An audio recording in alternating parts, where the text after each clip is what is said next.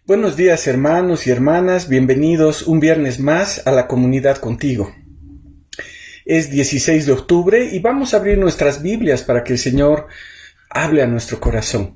Saben, el viernes pasado, con el motivo de nuestro aniversario, vimos el propósito que tenemos como iglesia, que es glorificar a Dios ayudando a las personas a conocer a Cristo y que todos lleguemos a ser discípulos maduros de Él. Hablé acerca de la responsabilidad que tenemos cumpliendo el gran mandamiento y la gran comisión. Y en ese sentido quisiera que podamos sumergirnos un poco más en nuestra comisión, en esa gran comisión que el Señor nos ha dado. Como vimos en Mateo 28, 19 y 20, dice: vayan pues y hagan discípulos de todas las naciones, bautizándolos en el nombre del Padre, del Hijo y del Espíritu Santo, y enseñándoles a guardar todo lo que yo les he mandado. Y recuerden, yo estoy con ustedes todos los días hasta el fin del mundo. Hagan discípulos. Es el primer imperativo que el Señor nos da. Es decir, es una orden. Marcos lo registra de esta manera y les dijo: vayan por todo el mundo y prediquen el Evangelio a toda criatura.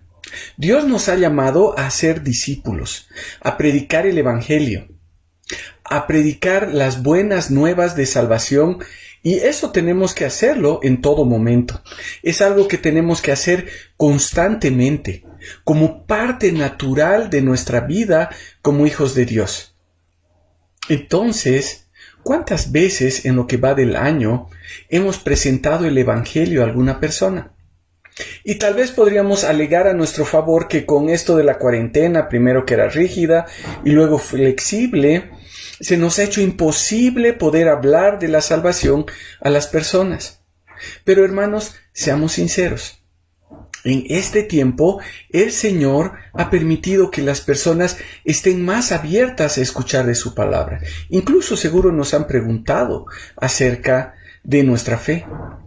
Esta puede ser ahora una pregunta que nos inquieta cuando pregunto a cuántas personas hemos predicado el Evangelio en este año.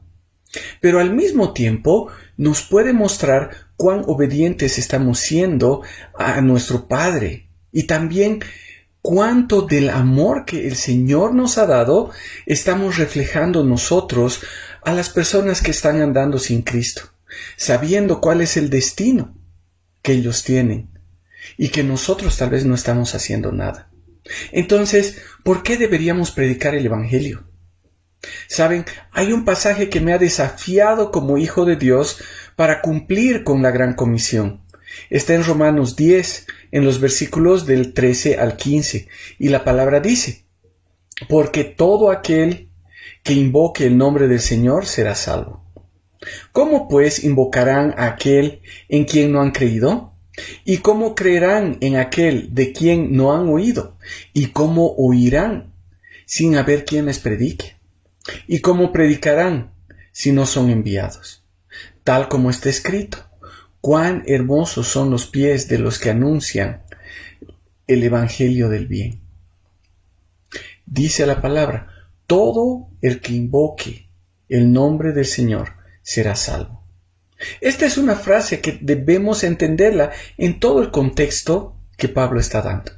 Pablo estaba explicando en el capítulo 10 que no bastaba con un celo religioso para tratar de llegar a Dios por mérito propio. Los judíos y demás religiosos habían puesto su propia justicia por encima de la justicia de Dios. Y es el caso de muchas personas hoy en día. Ellos están tratando de llegar por sus propios méritos a ganarse el favor de Dios, sin saber realmente que no pueden hacer nada por sí mismos.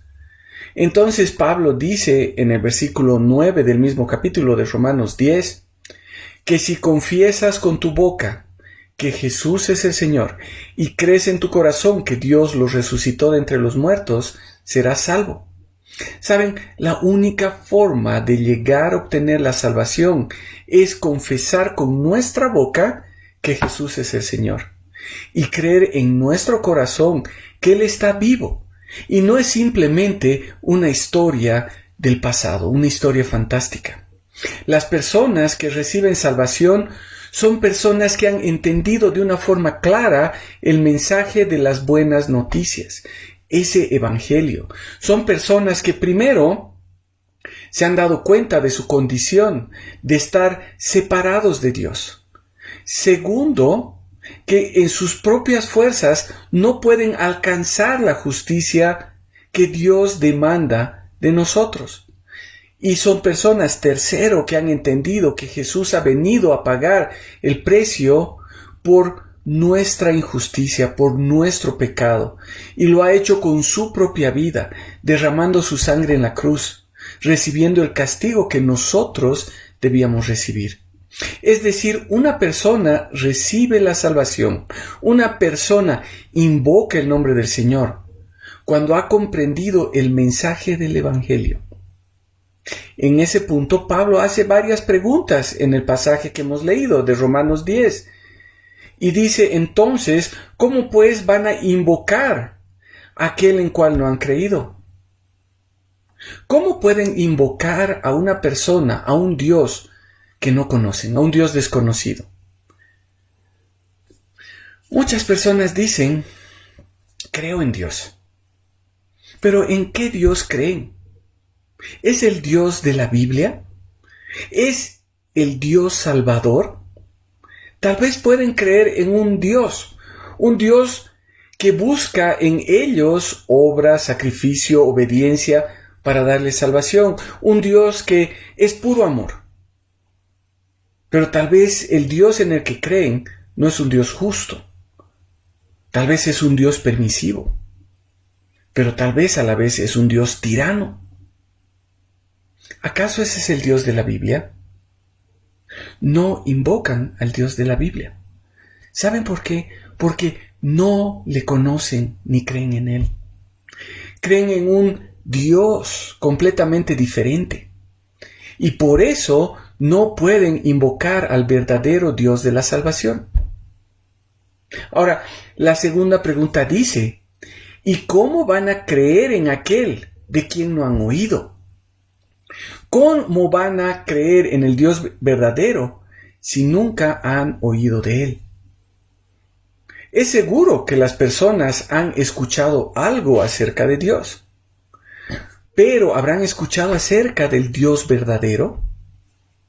Saben, cuando yo estaba en la universidad durante un tiempo de prácticas en el altiplano, me sentí muy feliz porque todos los chicos de mi curso, con los que habíamos ido a hacer prácticas por toda una semana, oraban en el desayuno, en el almuerzo y en la cena, dando gracias a Dios.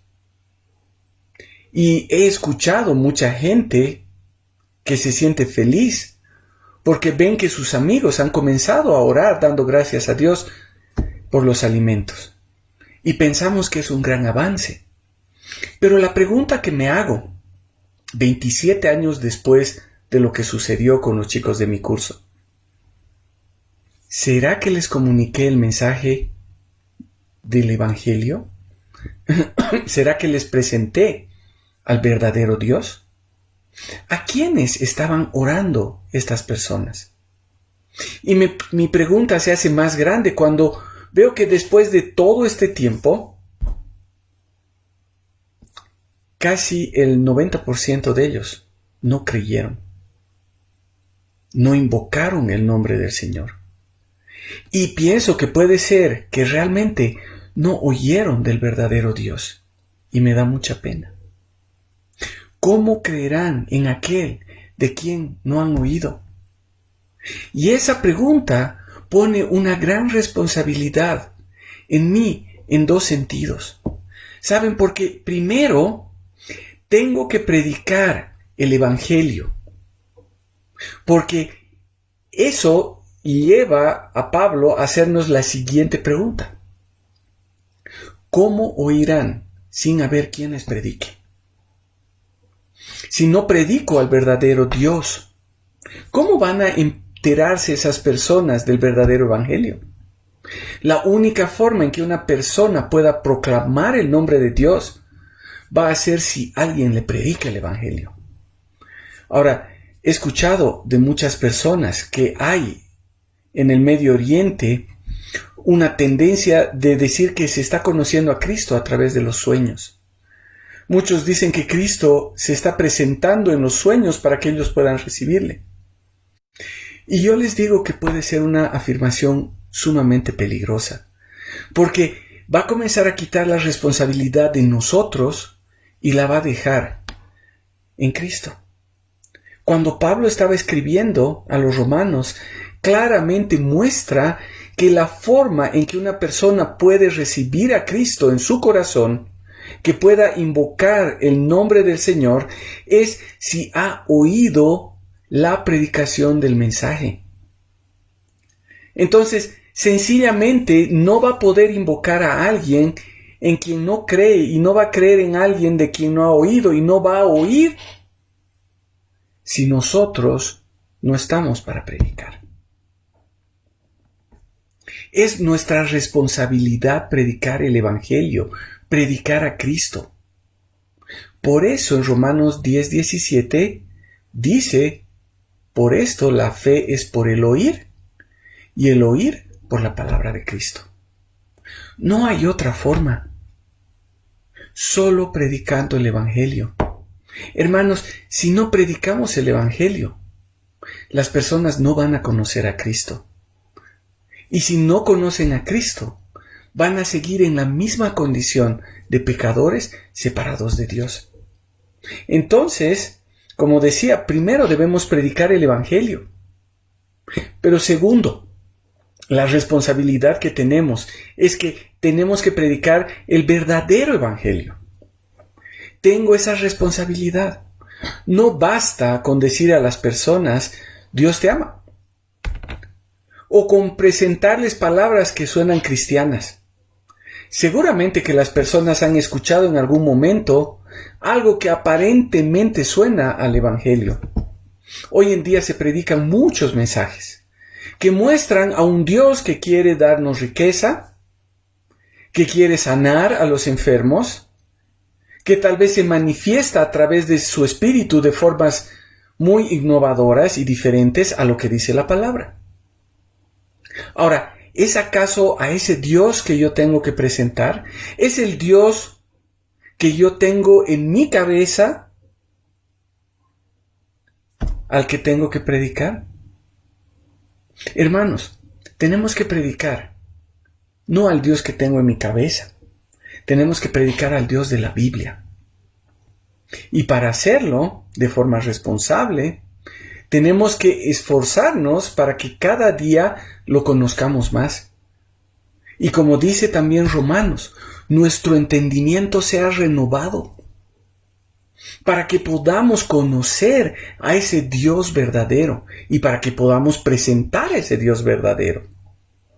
Y eso solo lo vamos a lograr estudiando su palabra, entendiendo su palabra, meditando en su palabra. Entonces, ¿saben qué, hermanos? El evangelismo cobra otra dimensión cuando realmente yo conozco al Dios que estoy presentando. Estoy hablando de alguien a quien realmente conozco como Padre, como Señor y como Salvador. No es una teoría fría, sino es el conocimiento profundo de alguien que ha impactado mi vida. Estoy comunicando la vida de Cristo que se está reflejando en mí. Estoy presentando a mi Padre. Estoy presentando al Dios Todopoderoso, al Creador del universo, a ese Dios amoroso y justo, a ese Dios bondadoso y soberano, a ese Dios fiel que nunca me abandona.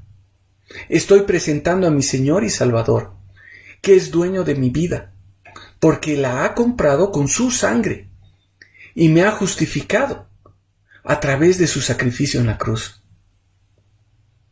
Debo predicar el Evangelio, pero debe ser el Evangelio verdadero, no el que se basa en mis emociones o mis experiencias, sino el que se basa en la verdad de su palabra, esa verdad que está transformando mi vida.